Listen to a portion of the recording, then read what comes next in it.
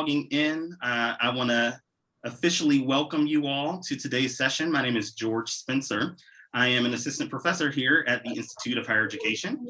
It is my sincere honor to moderate today's session, which is titled Toward More Racially Equitable Campus Communities, a panel discussion with DEI leaders. So today's session actually concludes IHE's Critical Perspectives on Race series for the year.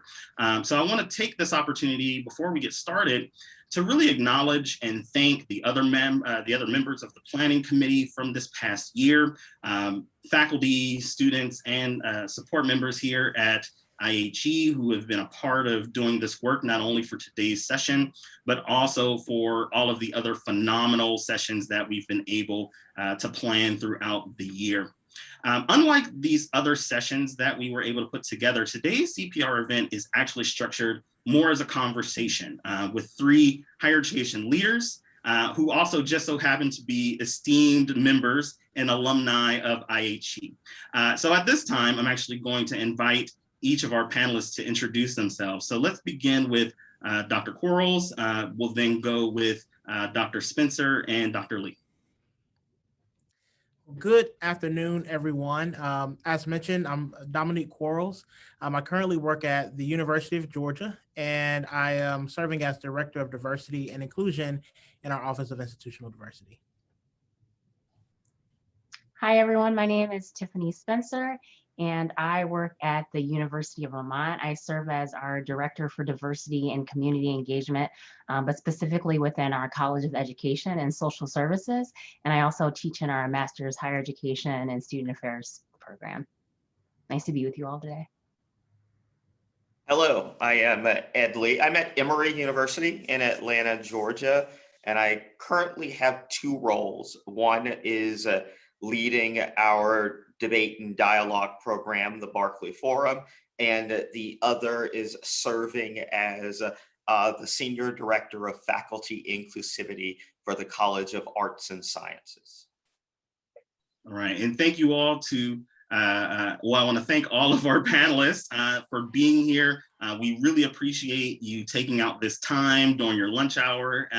And we're really excited about this conversation today. So before we get started with the conversation, I wanted to actually provide a bit more instruction for our audience today. So I would like to make a request for you all, since we do want this to be more conversational today.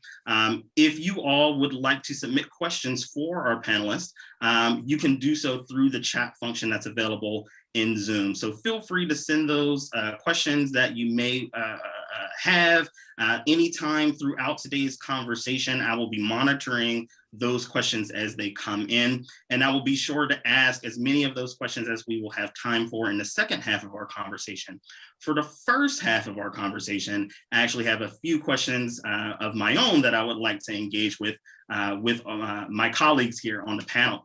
So I'm going to ask each of you to actually start by just sharing a little bit more about your background.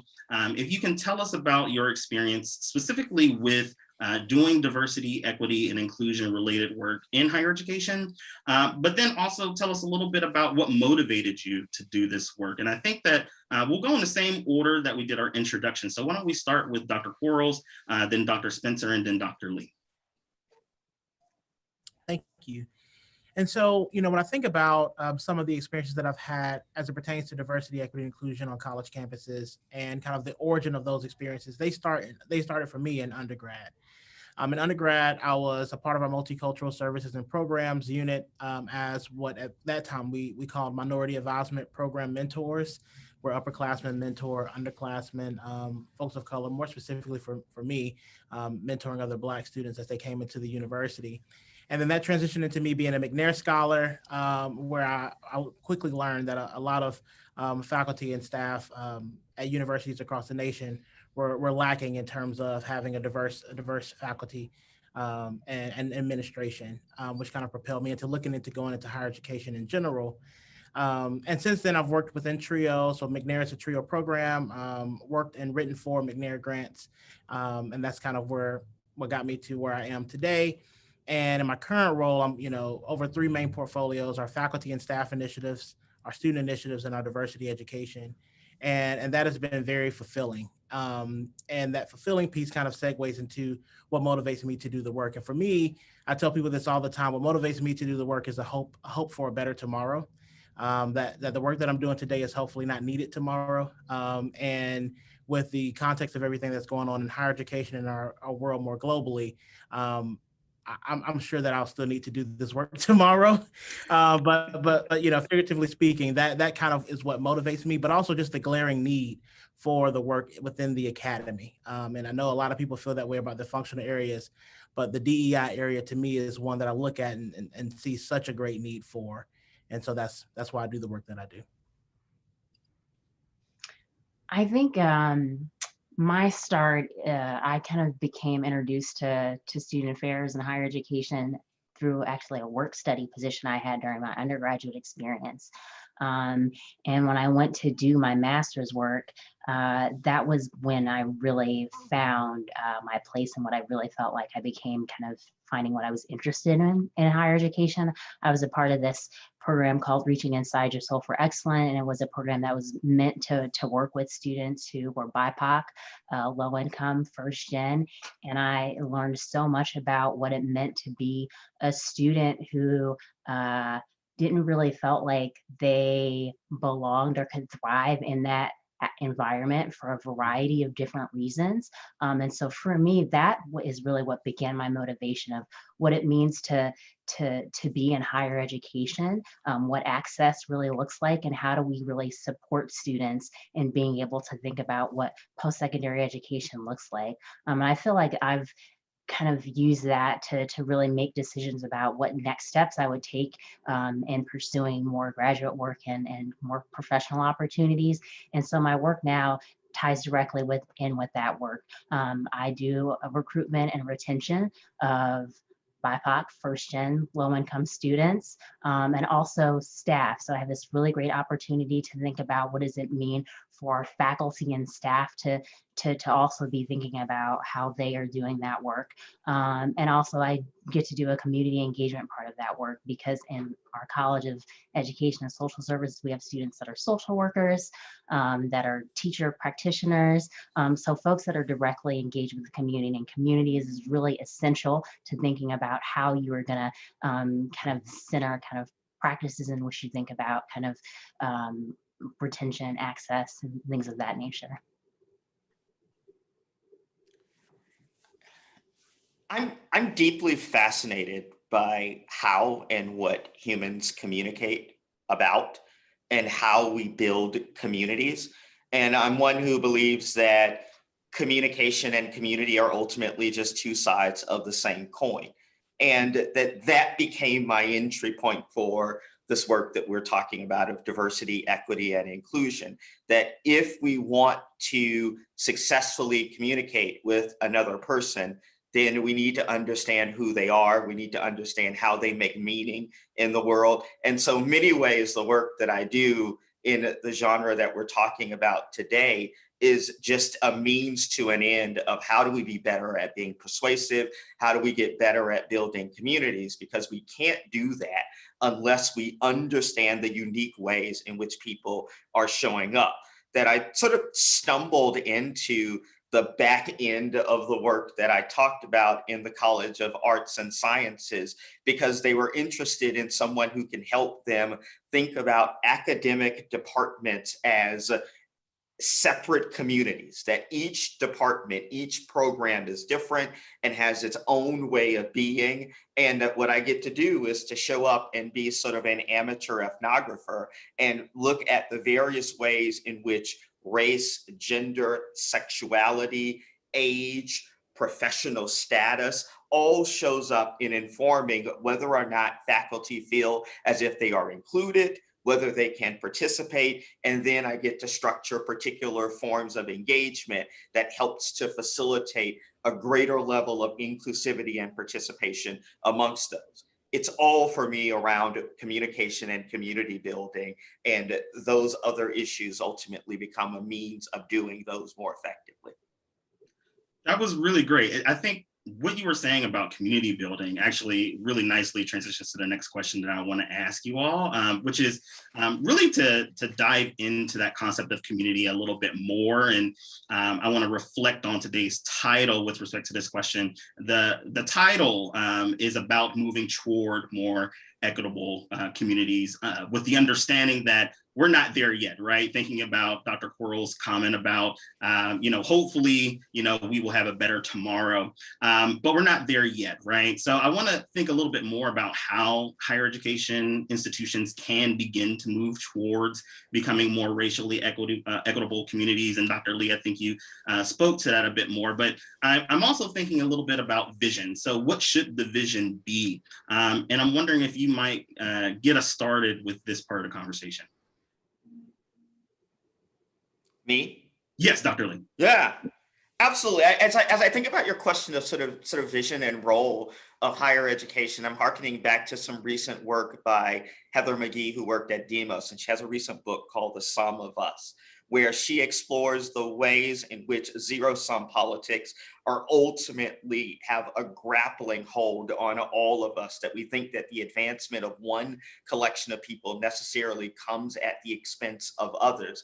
And I think that we can see that in various ways in which higher education functions, how we allocate resources, but in the way in which the larger society moves, that what happened on January the 6th in the nation's capital is sort of a quintessential example of where I fear we're heading in, that we can't even show up together and have a democratic election and say that this is a sort of pausing point in which we consider where do we move forward in the transition, but instead the advancement of one party gets seen as at the expense of another.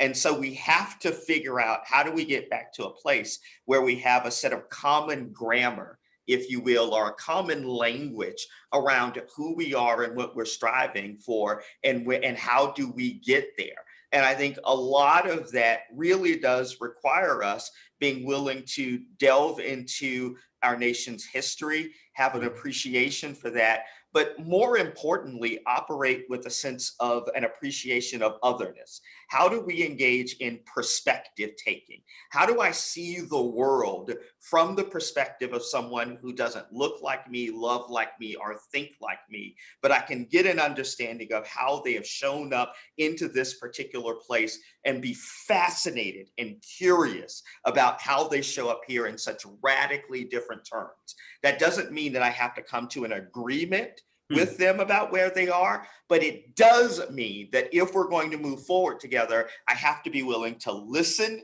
process, and strive to understand what it is about their history and their experiences that have led them to that point.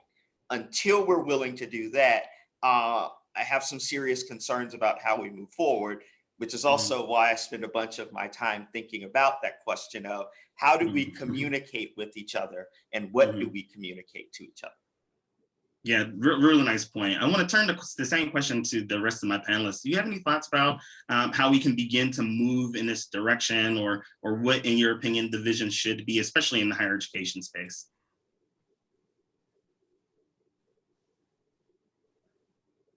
I think when I think about this question, I feel like a lot of thinking about DEI work has traditionally kind of been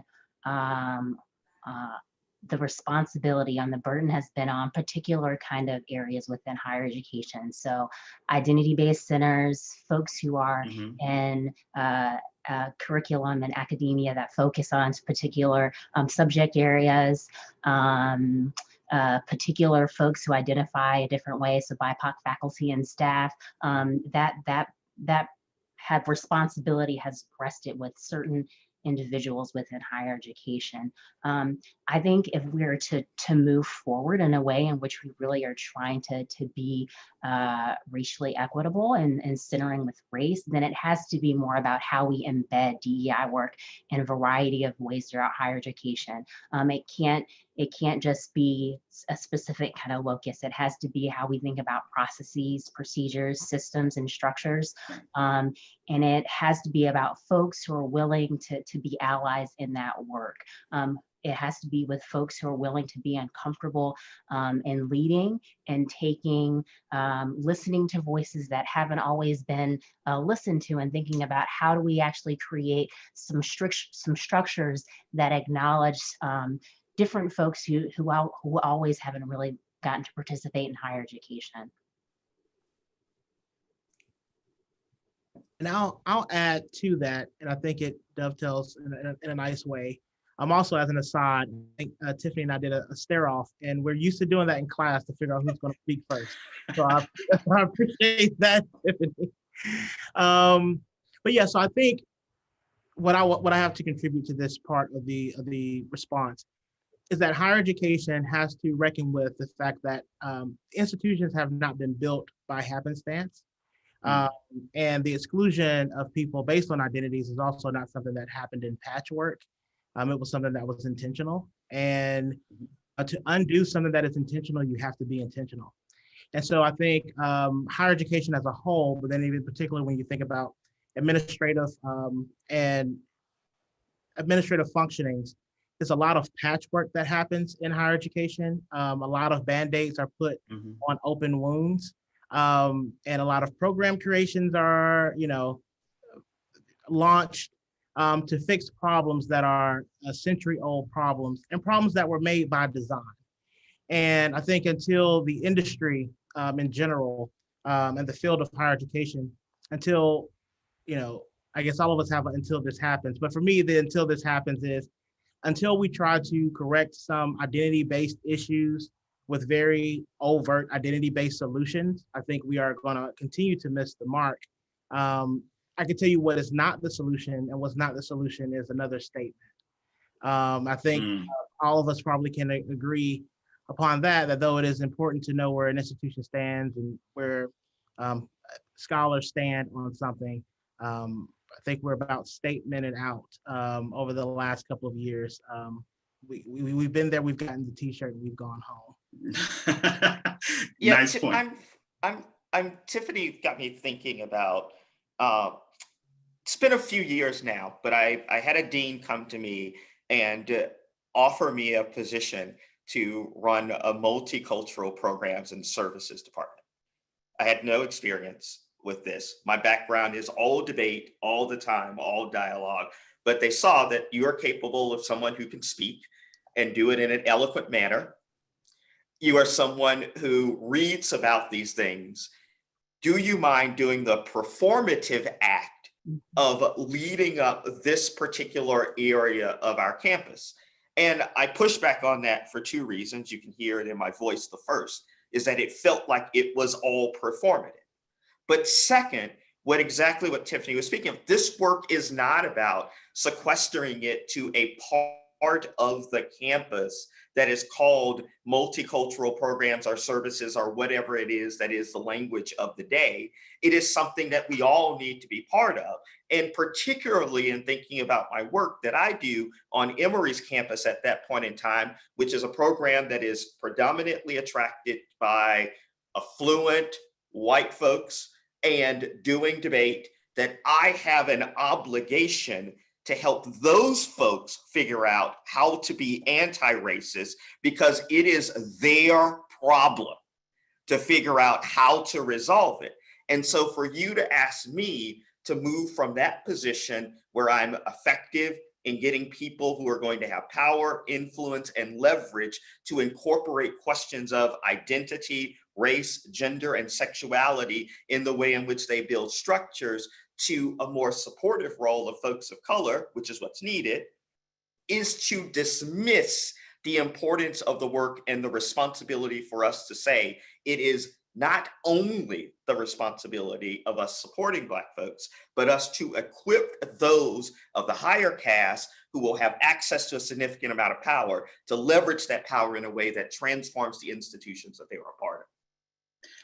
This is actually a really good point, I think, when we think about the change that needs to happen among multiple stakeholders in the community, right?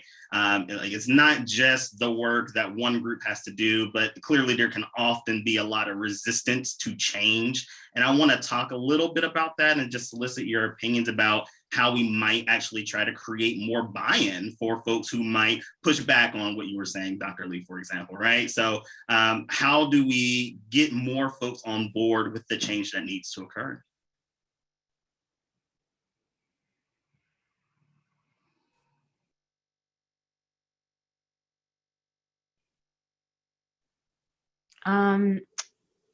I think some of the points that Dr. Lee just made are part of the solution. We have to have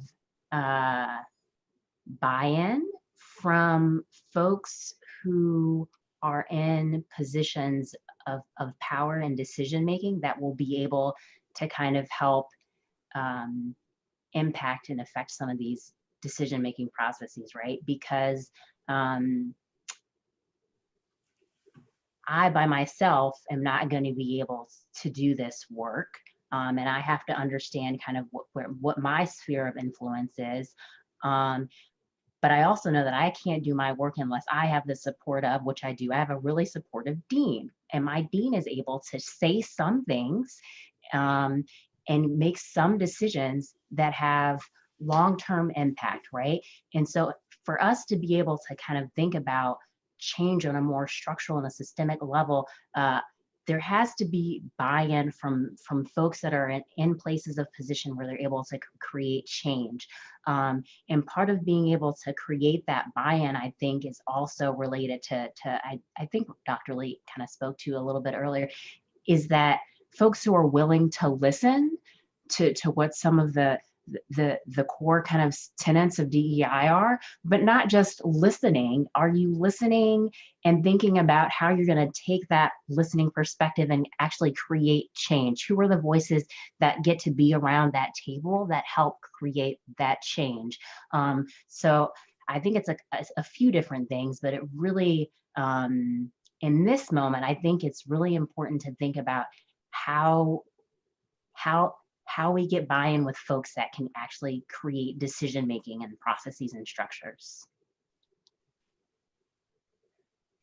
I'm curious to know from your perspective and from your experience, especially in this past year, do you think more stakeholders, especially higher level administrators at your respective institutions, are perhaps more open to change?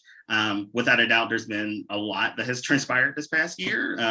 We have a public health crisis, global public health crisis, one that has disproportionately affected many communities of color. Without a doubt, there's been an ongoing fight against racial injustice. And I'm wondering how that has affected DEI work. Are higher education communities, particularly administrators, are people more open to the type of adaptive change that needs to occur in order for some of the things that we've been talking about to actually take place?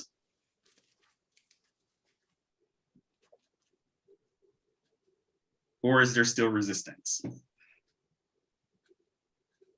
So yes, and is my response. There is definitely an uptick in interest in diversity, equity, and inclusion. And I think this also goes to what Dr. Lee was mentioning earlier today when he mentioned, actually Dr. Lee and Spencer both mentioned about how this work is larger than the offices that are catered toward the work. Like it has to be ingrained throughout campus, right? And so I think there's an uptick of people who want to ingrain the work throughout campus. However, I think the minimization of DEI work within the academy is now more palatable than ever before. And I say that to say this. I think a lot of people assume that there's a diversity pill that they can purchase and then everything will be okay. And if the work were that simple, to a certain extent, it's insulting to DEI professionals who do this work daily. But if the work were that simple, then we would have given the university the diversity pill decades ago. And it's just not that simple. And it's not throwing money at it, and it's not necessarily making a committee. It's truly listening to people, as Dr. Lee has alluded to earlier today, and really explicitly said, it's truly listening to people, understanding what their wants, desires, needs are, and being responsive in a way that we all can feel good as a community. And that is the piece that I think we're missing the mark on. So has there been an uptick? Absolutely. I mean, at least from my office, and demand outseats our, supersedes our resources in ways that are unimaginable in this, that I can express. However, I think the piece what is very clear to me that a lot of people do not have the understanding or the range, to be quite just blunt, to engage in some of these conversations that are both meaningful and effective within their departments and units. And so, an office like mine, we're tasked with, and we proudly do, to help them increase their understanding and competencies around these issues. But the uptick in demand has also showed us how surface level a lot of these conversations have been to this date. Mm-hmm. Derek Bell was one of the initial legal scholars who brought us critical race theory.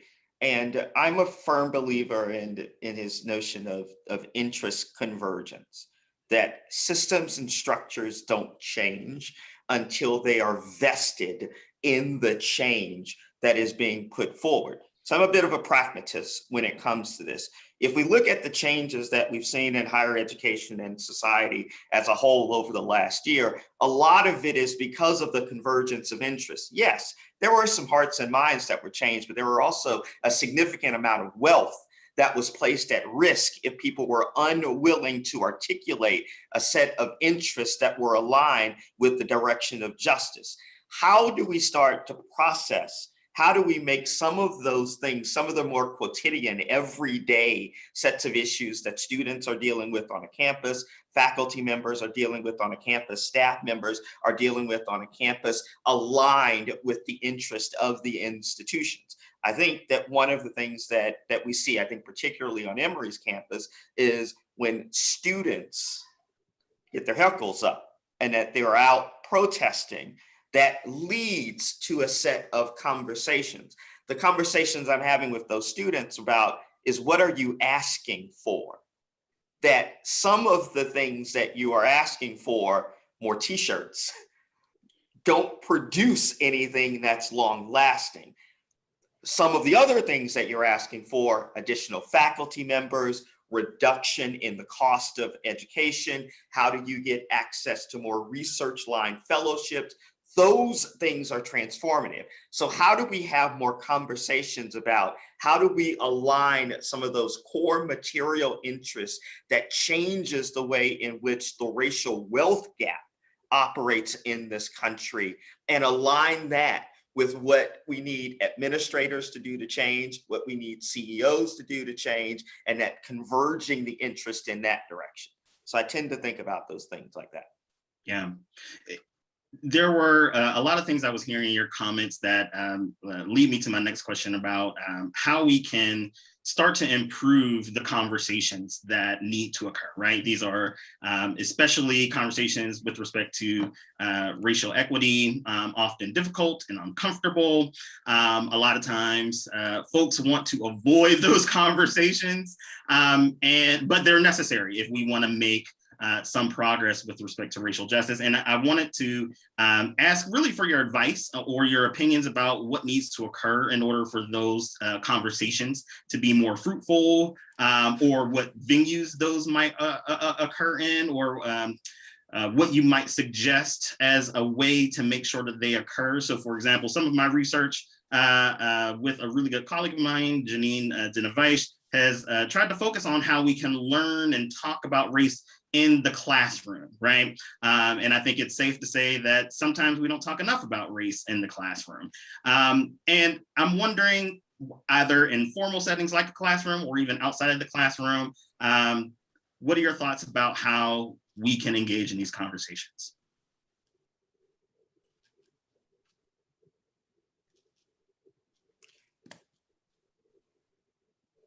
Dr. Lee, it looks like you were about to speak. Well, I feel like I'm saying a lot here, so I'm interested in where you all are, but I do have some sort of practical suggestions of what we do. I think far too often that when we show up to a conversation, it's really about us using that forum to express our own perspective and discontent. And that instead, what we need to do is to start by leaning into a deep sense of curiosity. So whenever you're engaged in a conversation with someone and you know that there's going to be some disagreement, I think the first thing that you should do is to restate that thing that you just heard from them, to engage in a set of mimicry, if you will, because that builds up a sense of trust. The second thing that I would suggest is to ask people, did I hear this correctly, what you just said? That gives them an opportunity to correct you, but it also indicates that you're not interested in the conversation just being one in which you challenge and undermine what they do, but that you're seeking understanding. And then the third thing that you do, and only after you've done the others, do you then state, here is where I sort of have some concerns about what you said. The other thing that I would strongly suggest that you do before even doing that is to identify a place of agreement. Here is the thing that we agree. We all agree that we should operate with a sense of compassion. We all agree in this conversation that there's a sense of fairness that should be imbued here. That if we can do those first three things and then move to a place of where we disagree, I think it builds a foundation that we can use that allows for our containers to be more durable when we disagree, and it prevents it from being more explosive. Maybe not prevents, makes it less likely. Yeah. Before I ask for the other panelists to respond, I want to make a really quick note to the audience. I am still looking out for any questions that you might have. It's officially the second half of our conversation, so we would be more than happy to engage in any of the questions that you may have. Please feel free to send those questions in through the chat. But as we're waiting for those questions to come in, I actually would like to switch gears just a little bit. I want to think a little bit more about structural change and what types of structural changes are still desperately needed on a lot of colleges and universities. I think it's fair to say that there certainly has been perhaps too much patchwork, I think, as Dr. Quarles mentioned a little earlier, so incremental change. But there are still some significant structural changes that are needed. I'm wondering, what are your thoughts about what many campuses still need to work toward in terms of hiring, promotions, admissions, or even other types of services. But I'm also wondering what you think are some of the major roles and responsibilities of key stakeholders in higher education right now. So administrators, faculty, and even students. So perhaps this is a too big of a question, but I figured I'll just leave it open-ended and see what you all might be most interested in engaging with first.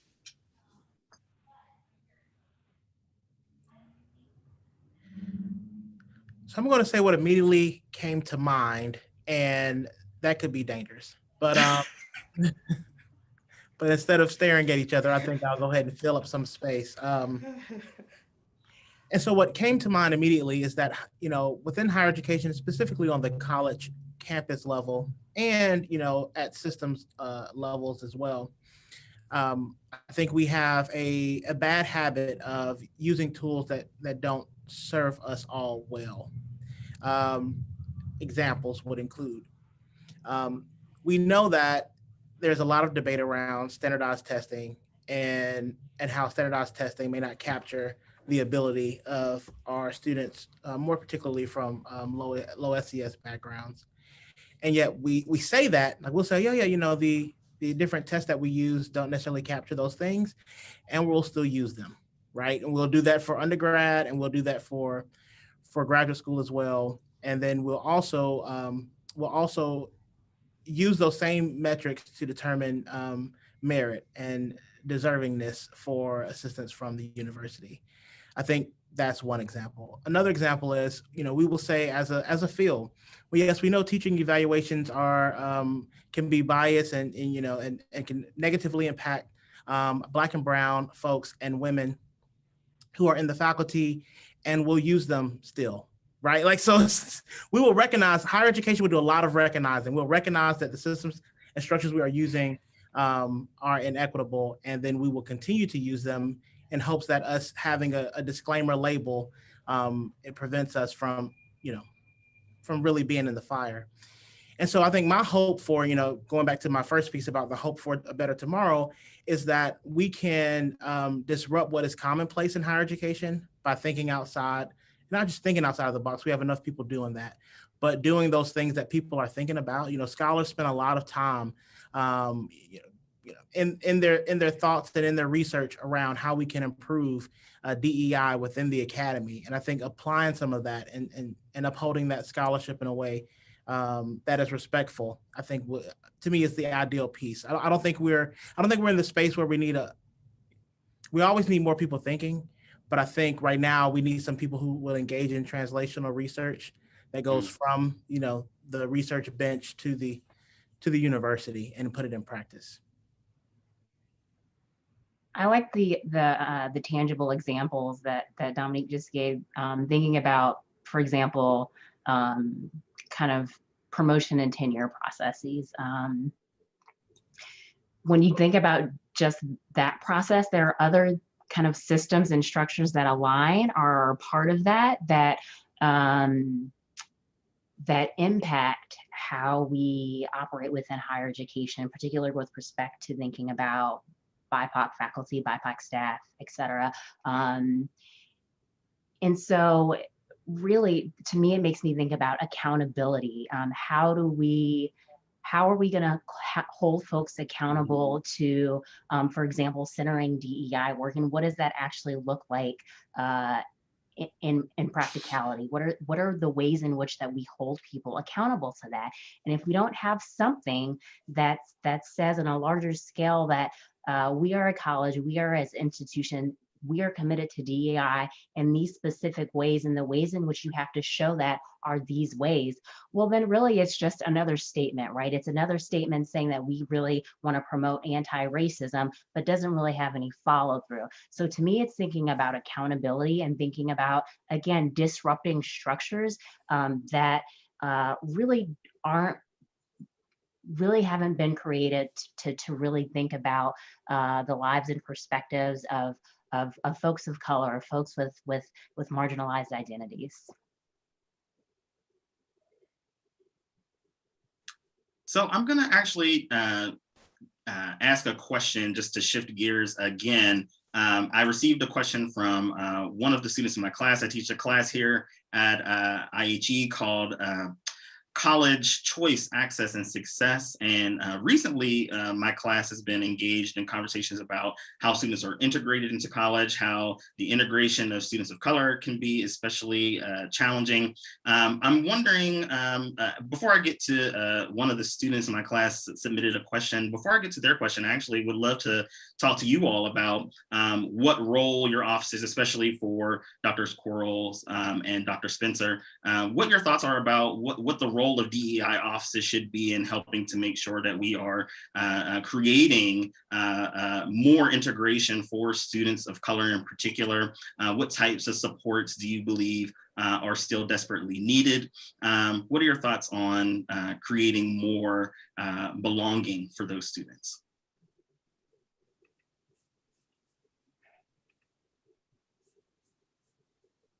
Okay, back in the danger zone. So my initial thought, right? Okay. So I think there is, to me, multifaceted is an understatement of that word. And so I think in terms of the integration of our students of color within the larger campus, I really want to flip that and talk about talk about the acceptance of students of color within white campuses, right? So I don't think it's students of color's job to integrate campus, right? And I think Chris Linder and a bunch of other folks, many of which were graduate students at the University of Georgia, they wrote an article a couple of years ago. The exact title is escaping me, but the essence of the title says a student should be able to just be a student. And the research is going around student activists and how that's taxing on them and their academic success and their time and things of that nature. And that faculty and staff are employed to a large degree to make sure that students don't have to do these things that they're corralling around. So long story short, I say that to say this. I think it is our job, specifically for those who are within diversity offices like mine, that is an institutional diversity office that has a student initiatives kind of portfolio. And we assist students as they come into the institution, as they transition into the institution. But our highest priority is making sure that students have community within their community at the university, because the integration of our Black and brown students is going to happen by virtue of that they're at a historically white institution. Um, Not integration in the sense that they'll have a lot of friends that aren't Black and brown, but integration in that for the most part of their experience here, there'll be one of few students within the same identity in almost any room they walk into. So for us, we look at our job as making sure that they can find some spaces on campus that that can be a relief to them, and where they can be fully within their own identity. That's one piece. Another piece on top of that, and I'm going to get through it quickly because I'm on a panel with 3 people. Another piece on top of that, though, is the fact that within the college experience, we know that students are still engaging in their own student development and their racial development. And so that also means that that in-group is also very necessary, as students, for some of them, are able to now be in an academic setting where people look like them, have those same aspirations that they have, are at the same academic profile that they're at, and they can find some racial identity within that and find who they are. And so I think, and for our students in our programs, it's generally around that junior year where I'm asking them to make sure they're engaging across full campus, and stepping out of some comfort zone in those ways. But I think for diversity's office, I think our role is to make sure, at least for us, is to make sure they can find community once they hit the doors and or before. And so we provide those opportunities to make the big University of Georgia a small place well before they even enroll into their first class. Yeah. Thank you. There are a few questions that are coming in, but I want to make sure that the panelists, if there were any other thoughts on this, that you all had the opportunity to chime in. I'll be quick here. I believe in the mission of Emory University to prepare its students to be in service to humanity. And so I think that my responsibility, honestly, is to encourage students to be more than just students, all students. And that includes the Black and Latinx students who I work with. It includes the white students from Vermont who shows up, from Portland who shows up, but to help them understand what is the community that they want to impact. They get to decide that, and to help them think about strategies to do so. So I'm interested in how do we help all students think beyond the immediacy of their life to impacting the larger world, and thinking about how do they use their talents and gifts to do so, and the information that they're gaining from the institution that is Emory, and doing that. Right. Well, we have 2 questions that have come in through the chat and Q&A functions that I want to make sure. Actually, it looks like we now have 3. So I'll start with the first that I saw, and hopefully we'll have time for all 3. And the first question is actually, in higher education, we consistently use institutional language, symbols, and rituals to espouse unity, but many of our traditions are part of a culture of complacency, if not overt exclusionary practice. Have you seen any campuses addressing issues within institutional traditions in a meaningful way?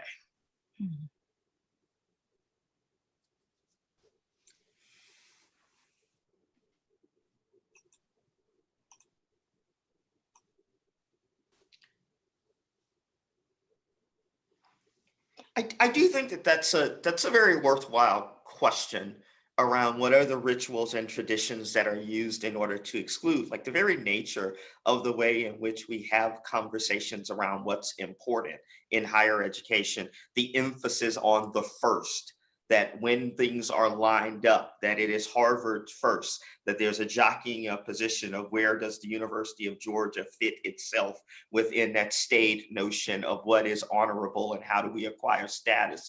All of those things need to be challenged and problematized, because we have particular collections of students who are showing up on our campuses with different ways of being, different ways of processing the world, that George, you put your sort of pronouns there. I tried to sort of figure out how do I put my pronouns there and couldn't figure that out here. That is an expectation that we have that's very new, that was brought to us by a different collection of students who have values that are not grounded in the sort of old guard way of thinking about what requires status, what is honorable, and that we need to seriously be deconstructing and thinking about what are the ways in which we comport ourselves that turn students away and prevent them from learning just because that's the way we grew up. That tradition for many of us is not an honorable place to sort of house the way in which we will move forward. So I'm going to try and squeeze in these last two questions before we end up wrapping up here.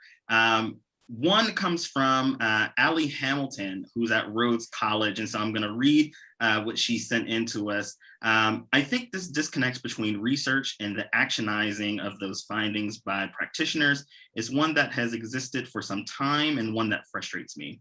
I lead multicultural recruitment and admissions for a small liberal arts college and would love more time built into my role for sitting with research and thinking about ways to put into practice, but I find all of my time is eaten up by responding, reacting, and maybe even performing, as Dr. Lee suggests, etc. Do you have suggestions for how to help practitioners like myself convince our offices to devote more time to thinking about research, specifically on DEI, and putting it into action?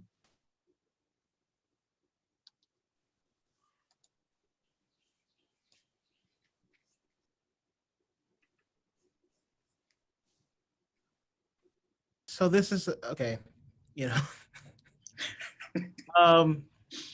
Thanks for the question. I will preface my statement by saying that I'm very appreciative that in my current role, engaging in research is encouraged, and that we have space within our office to do that. I also think that could also, to a certain extent, be a result of our office being a shoot off of the provost office. And so I think some of that is also encouraged because of that. Much deeper than what we have in a couple of minutes, but I'm gonna give you the top points on that. I think is more or less. I think the solution in that is people who manage, who supervise diversity offices, them making space for research within the portfolios in which they supervise.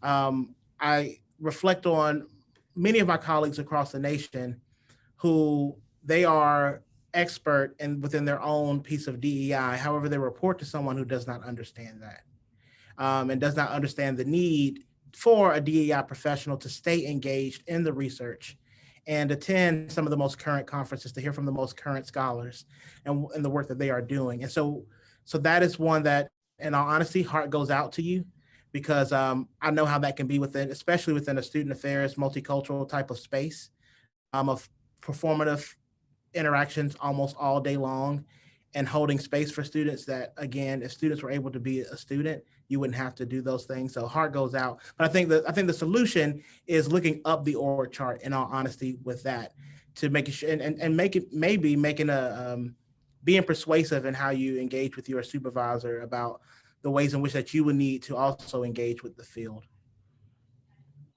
I completely agree. And I also think, hi, Alan, by the way, I wish I could see your face.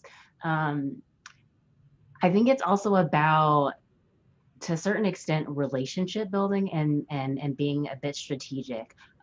Who are some folks in your office, in an adjacent office, someone who is up above, who you can kind of rally as supporters, who are even if they aren't necessarily committed completely to the DEI work, but they are open to learning, who are those folks who you can kind of build as your team of folks to really convince your office, your leadership, that this is worthwhile, that you do need to think about more research and practice-based things that you could implement in the work that you do, that really it's only to your advantage that you'd be thinking about these things.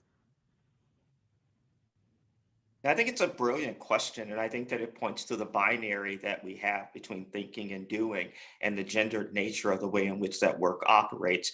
We know that unfortunately, the majority of folks who show up into doing that work are people of color, predominantly women of color, and that we see them and position them as the doers in a more feminized way in which we think about doing. Support, mental health, emotional health. We don't think about those same people as being those who are being thought leaders, thinking about that particular work. And I think that we need to aggressively challenge the way in which that binary opposition operates and the way in which we position people, because it reinscribes notions of domination within institutions that claim to be challenging them. Well, thank you all for your response to that question. I have one more that has come in through the Q&A function, and then I have a final question of my own that I'm hoping to ask you all about.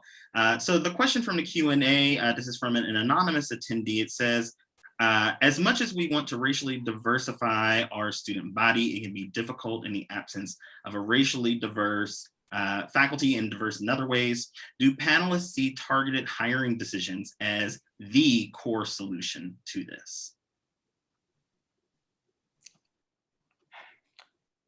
This is a new way in which I'm showing up in my role, and I'll try to be quick about this. The thing that I have come to learn in working with about 10 different programs or academic departments this year is that when we say we're going to do targeted hiring and that becomes the way of addressing the issue, the person who shows up in that department is now responsible for dealing with the legacy of sexism, racism, and heterosexism within that department. Yes, they are right. We need to diversify who is showing up, but we also need to challenge the way in which there are sets of cultural norms that exist within an academic department that privileges the more seasoned member of those departments, which predominantly happens to be white, male, heterosexual, and has a notion of the curriculum that brackets out questions about gender, race, sexuality. And so we need to do that work around the curriculum and the culture, along with making sure that we're ushering in new people with new thoughts, new ways of being, and new understandings of how the world operates. I retweet Dr. Lee, and that's it. All right. I agree as well. I guess the only thing I would add is that I think some of the things that Dr. Lear is talking about is the environment and the culture piece. And so you have to be really intentional about thinking about what is the environment and culture in which you would be bringing in a targeted kind of diverse faculty members or diverse students. If you're not doing the work to create the environment in which they come in that thinks about things like the classroom experience, about the curriculum that they're going to be exposed to, about how they experience harm in different ways, then the target hire is not going to be successful, right? So you just have to be really cautious and purposeful about thinking about what the environment and the culture of your college, program, department, institution, et cetera is. Yeah. And I wanted to just add one more thing to it, though I originally gave a retweet without retweet, no comment. now I've unretweeted it and I'm retweeting with comment, or quote retweeting rather. And so I think this is all circle moment, because to me, this is also, Dr. Lee earlier mentioned interest convergence, the concept of, right? And as while thinking through that, and I agree with him in that we have to make sure that we are engaging and employing some of our skills to make sure that our interests do converge, so that society can move forward, and institutions can move forward. It is also why it is very important, and while we're doing that work, to also center the most minoritized people while doing that work. Because if you don't, you will have someone who say, we need to do a diverse hire, a special hire, a targeted hire, because we can get extra money from the university if we do so. So that aligns with the strategic plan of the institution. And it's like all boxes are checked. However, that person will come into a sexist, homophobic, very racist environment. And then, as Dr. Lee has mentioned earlier, and we'll be expected to uplift and hold all of those tensions together and solve the institution's problems, more specifically around the myriad of students who will come directly to them to have their DEI issues that they have with a department chair. And this person is a brand new faculty. They'll come to the brand new faculty to address those concerns, and that person doesn't have the power or leverage to be able to do what is needed to be done at the department, college, institution level. And so it's so important to hold the interest convergence piece and absolutely dive into that while also centering the needs of the people who have the most marginalized identities, because if you don't, you will lose one in the process. All right. Well, I guess you all came to play today. I am, I have to say, I'm really inspired by a lot of what you all have to say. This has been a really phenomenal conversation so far. I feel like it's almost picking up towards the end, and I want it to keep going. But unfortunately, I know that you all have things to do today, and so I don't want to hold you all too much longer, but since we do have a few minutes left, I really want to ask this question of you all, because I think it's really a good opportunity having 3 alum of IHE on this panel, and I want to take this opportunity to have you all reflect, to help us, to help the IHE community to think about how we can improve to become a more racially equity community ourselves. And so I'm wondering if you all can reflect back of your own time as students at IHE and think about what advice you might offer the Institute with regard to how we might make some improvements in this area.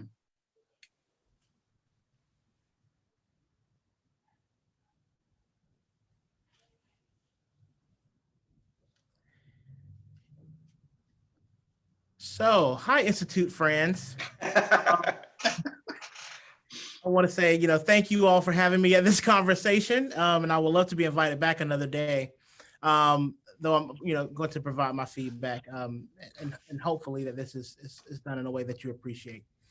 And so for me, I think when I reflect on my time in the Institute, I think about my first year in the Institute, and that being the moment of the Trayvon Martin trials. And what I vividly remember is no one ever speaking about it in class, and it not being a conversation or brought up. And so what that did for me was it taught me from the beginning of my time in the Institute that the Institute is not where I will find engaging conversations around my identity.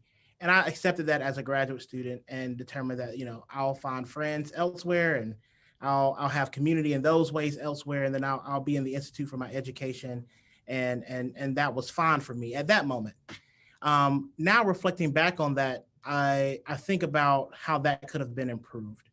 And I think for the next generation of Dominiques who's in there, or students who are in there right now, as a verdict came down a couple of days ago, right? What I was appreciative of with that, though, is that I didn't know if my faculty were equipped to have those conversations in ways that would feel good in the classroom. And so I was actually thankful that they didn't bring it up as to not do more harm within the classroom setting. And so my advice to the Institute would be to engage in curriculum that would make it not an anomaly that we're having conversations around diversity, equity, and inclusion as it transcends multiple identities, so that when things happen in the world, people can bring those up and can engage in conversation, and that conversation is helpful for all involved. So I was, disappointed that the conversation wasn't had. I was also thankful that it wasn't had in a bad way or that it wasn't done poorly. But now in reflection, I think a solution to that is really curriculum, as well as making sure that we have some folks in the Institute whose expertise is around DEI, and hopes not to overburden that person with all the emotional baggage and for that, but in hopes that person can also infuse some of that within the curriculum and throughout the faculty. Any other final thoughts from our other panelists? I guess I'll follow up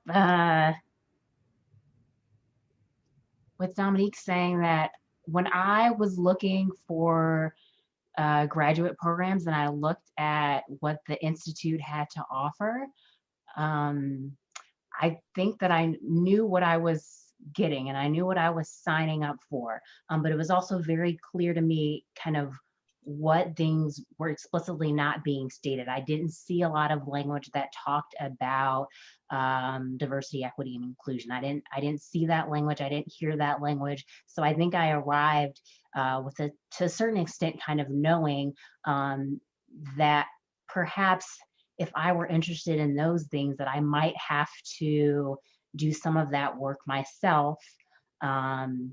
And for me, a big part of why I came to the Institute was because I was going to be able to get to work with the Georgia College Advising Corps. And I had a really amazing supervisor and mentor, a woman of color, Dr. Yarber Peoples, who was able to really complement the work that I was receiving in the classroom, that allowed me to kind of see the policy, the research that I was learning and apply it into ways that really matter to me personally. So I think my suggestion is similar to DQ, that if we want to be an institute that talks about being cognizant of racial justice and equity, then we need to not only message that, but we also need to have it embedded in how students experience the Institute. Okay, well, I think with that being said, we are technically out of time. So I am sad that we didn't get to all our panelists, but I do want to thank you all sincerely for taking this time. I don't want to hold you all any longer. And thank you all to the audience for sticking around. And with that being said, I look forward to seeing everyone hopefully in person sooner than later. Enjoy the rest of the afternoon, everyone.